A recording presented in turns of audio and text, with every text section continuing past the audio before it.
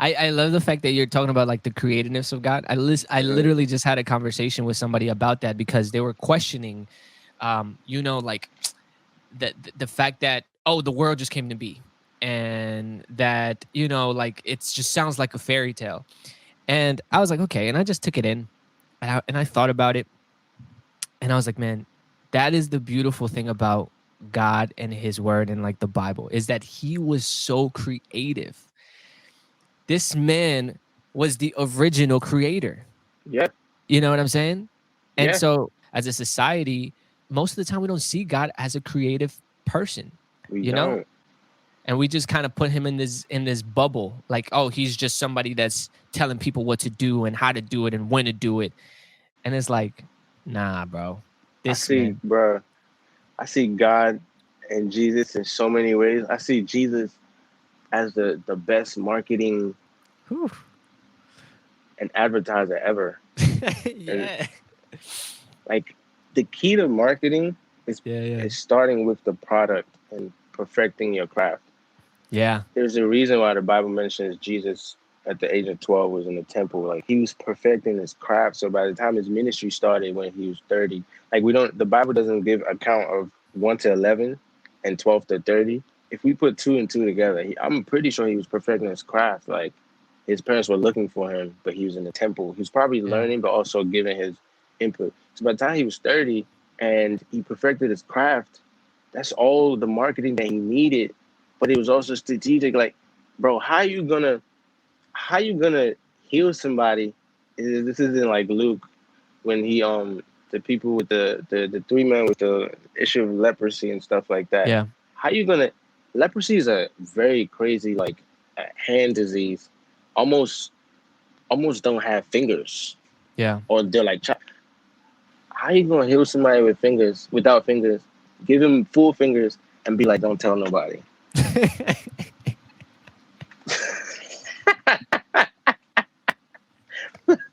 Like, how you gonna Yeah. tell them not to tell nobody? Of course Yeah. they don't even if they listen, if they go to the fan, what's good, bro? Your fans gonna be like, what? Yeah. Yeah. That's marketing. Yeah. Like, Wow. like, man, I can talk about this all day because I love Jesus, but like even just yo, we need some food in this place. They hungry. And he's like, give me five and give me, you know, two fishes or whatever. Bro, there's 5,000 people here. What you gonna do with two? I'm gonna just pray and I'll be right back. And then he just prays and it comes back. And then they take food home. When they get home, where'd you get this food from? Oh, it's this guy that had two or three joints and he multiplied it. That's marketing. That's word of Yeah. mouth. You know what I'm saying? Yeah. Like I see Yeah. God. Jesus is like he broke the rules. He was a lover. Like the way he talked to women and made them feel special. Like Yeah. the women that they wanted to stone, and he was like, he who is without sin cast the first stone. Yeah. If somebody defends you like that, you gonna be like, damn, like I don't And even know that this man, but he loves me.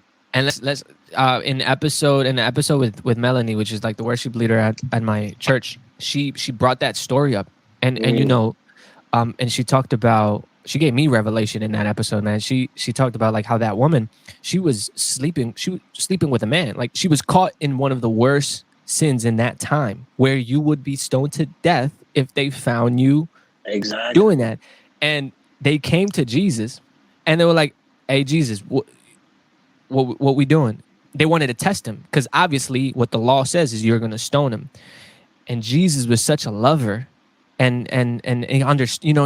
He just understood. It was like, yo, he without sin cast the first stone, and it's so I got powerful, goosebumps bro. like right now. It and it's just so powerful because even that right there is just it just shows how he loved, and Yeah, his compassion for people. But I love how you also paint Jesus, like how you're portraying him, yeah, because that's what we need. We need that young, like we need this young energy that's like, bro, like this dude is a G, man. yeah. He was a G. I think when people hear us talk about Jesus, they think we're is this like, hi, sir. Hi, I am Jesus. You know what I mean? Like bro, this man was a G, bro. I really feel like that's what people hear, like think, bro. Kumbaya. Like, yes. Yeah, like, bro, like Like, Jesus would be like talking crazy to the religious people. And not even crazy, he was speaking truth. yeah, But he didn't care. He went against that, what society expected him to do.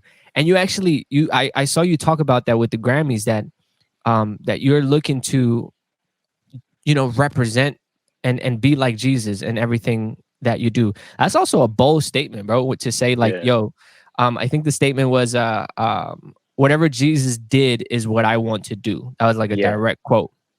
That's bold. yeah, yeah, bro. I don't care, bro. Jesus is a G. Yeah, man, it's so deep because we're Christians and we just look at Jesus as like a religious figure. I just see him past a religious figure. I just see him as the figure that needs to be followed. Jesus is the greatest activist. Jesus is Yeah. the greatest businessman. Jesus is the greatest father. Jesus is the greatest friend, greatest person. He's probably an athlete. Like I wouldn't be You surprised if walked everywhere, bro. bro, hey, look at that man This walked on man, water. nah, bro, is real. Like we didn't have cars back then. This man was walking Yeah, miles, bro. He was doing decathlons or whatever marathons. bruh. You know what I'm He'll saying? be like, "Oh, y'all go ahead, take the boat. I'm good," and then go meet them. So like, That's great. man, that man was just, you know, multifaceted and just he's just so understanding. And like there are certain things that I still just want to keep learning about him. Like Yeah, why like the way he responded to people yeah. and like he was without sin cast the first stone.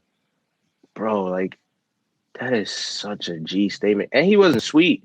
Like he fought for what he believed in. Remember when he got to the temple and he was like, y'all can't do this in my dad's house. And he started Flipping flipping the there. table.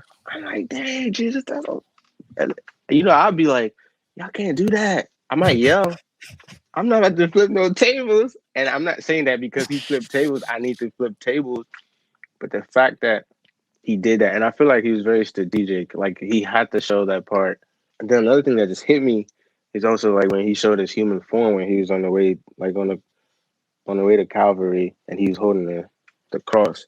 That he was Yeah, so tired that he had to let somebody else hold it for him.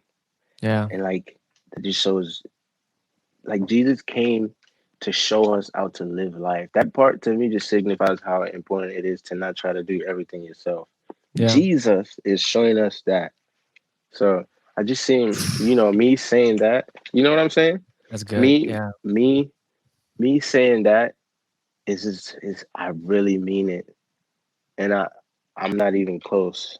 But each day I wanna push myself to try to be like him. Like I didn't study Matthew a bunch of times, like bro, like we said earlier, it's just new things.